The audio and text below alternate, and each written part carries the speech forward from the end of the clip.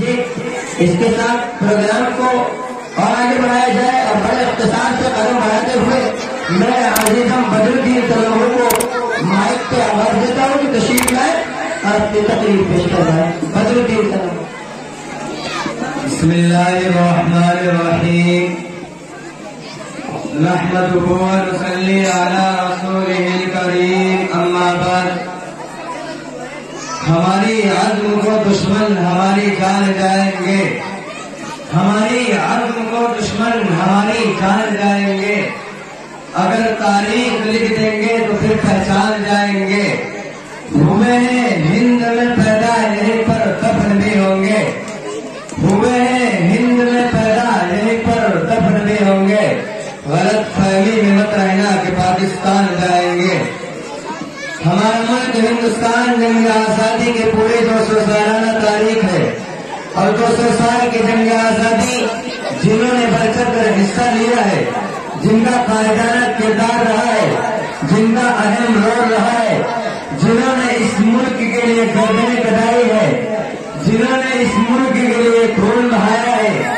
جنہوں نے اس ملک کے لیے اپنی بیویوں کو بیوہ اور بچوں کو یتیم کیا ہے اور اس ملک کے مسلمان اور خاص طور پر علماء کرام ہے.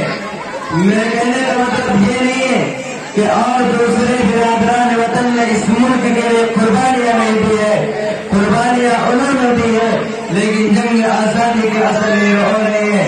بلکہ جنگ آزادی کے اصل ہیرو اور علماء کرام ہے،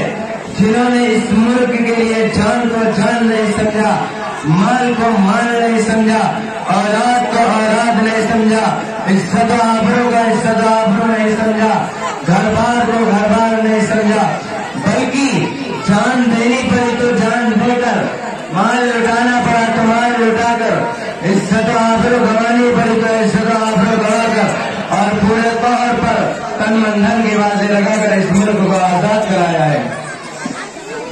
جنگ آزادی کی شروعات اس وقت سے ہوتی ہے جب سن 1757 کے اندر پلاسی کے میدان میں عظیم مرد مجاہد شیر بنگال نواب سراج الدولہ نے انگریز کے خلاف لڑتے ہوئے عین جوانی کے حالت میں شہادت نوش کیا تھا. اس کے بعد سن 1766 میں میر کا عظیم حکمراں حیدر علی اٹھ کھڑا ہوا اور انگریزوں سے ٹکر لی اور پیدل پہ کئی لڑائیوں میں انگریزوں کو دھول چٹا کر رکھ دی. لیکن سن 1782 میں حیدر علی کا انتقال ہو گیا تو ان کے شیر کی بیٹی نے عظیم مرد مجاہد شیر امیر ٹیپو سلطان نے کمال سنبھالی اور انگریز کے سامنے ایک آئینی دیوار بن کے کھڑا ہو گیا اور پوری قوت کے ساتھ انگریز کو اس ملک سے نکالنے کی کوشش کی.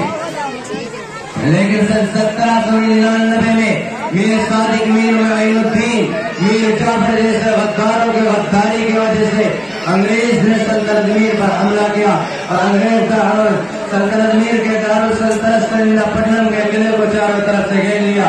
جب انگریز نے قلعے کو چاروں طرف سے گھیر لیا تو کسی نے ٹیپو سلطان کو مشورہ دیا کہ سلطان انگریز کے پاس بہت زیادہ ہے، انگریز کا اصل آزاد بھی بہت مضبوط ہے، اس لیے بہتر یہ ہے کہ انگریز کے سامنے گھٹنے ٹیک دی جائے اور انگریز کے عمرانی تسلیم کر لی جائے. لیکن قربان چاہیے ٹیپو سلطان پر جب اس کو یہ مشورہ دیا گیا تو اس نے کیا بہترین جملہ ارشاد فرمایا تھا جس کے ایک ایک لفظ سے بہادری ٹپکتی تھی، اس کے ایک ایک حروف سے ہمت اور ضوامر ظاہر ہوتی تھی. ٹیپو سلطان نے کہا کہ اے لوگوں، تم مجھے مشورہ دے رہے ہو کہ میں انگریز کے سامنے گھٹنے ٹیک دوں تو غور سے سن لو، شیر کی ایک دن کی زندگی فیدر کی 100 سال زندگی سے بہتر ہوتی ہے. کہہ کر میدان میں نکلے، ہاتھ میں جو تلوار تھی لڑتے لڑتے وہ تلوار بھی ٹوٹ گئی اور پیٹھا میں شہادت نوش کر کے پیغام لے گئے. غلامان محمد جان دینے سے نہیں ڈرتے،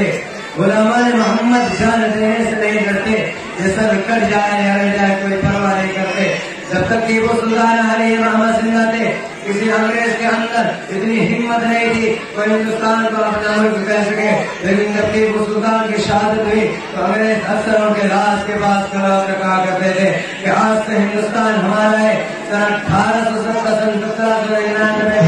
ٹیپو سلطان کی شہادت ہوئی. سن 1803 کے اندر انگریز دلی کے اندر پہنچ کر اعلان کیا خلق و خدا کی ملک بادشاہ کا، لیکن آج سے حکم ہمارا چلے گا، حکم انگریز کا چلے گا. جس دن انگریز نے اعلان کیا اسی دن ایک عظیم مرد مجاہد علماء دیوبند کے سرخیر شیر علماء دیوبند کے سرخیر مفسر شاہ ولی اللہ علیہ رحمہ کے بڑے بیٹے شاہ عبدالعزیز نے فتویٰ جاری کیا کہ آج سے ہندوستان ہمارا سن 1857 کی جنگ آزادی میں مغلیہ سلطنت کے آخری چشمہ چراغ بہادر شاہ ظفر کے بیٹے کو شہید کر دیا گیا اور بہادر شاہ ظفر کو ہندوستان سے گرفتار کر کے رنگون میں ضلع وطن کیا گیا جہاں بے کس مفر سے اور بڑے مکار کی زندگی گزاری اور اسی بے کسی کے عالم میں بہادر شاہ ظفر کیا درد بھرے اشعار کہہ رہا تھا کہ لگتا نہیں ہے دل میرا اجڑے دیار میں لگتا نہیں ہے دل میرا اجڑے دیار میں اس کی بنی ہے یہ عالم ناپائیدار میں ان حسرتوں سے کہہ دو کہیں اور جا بسے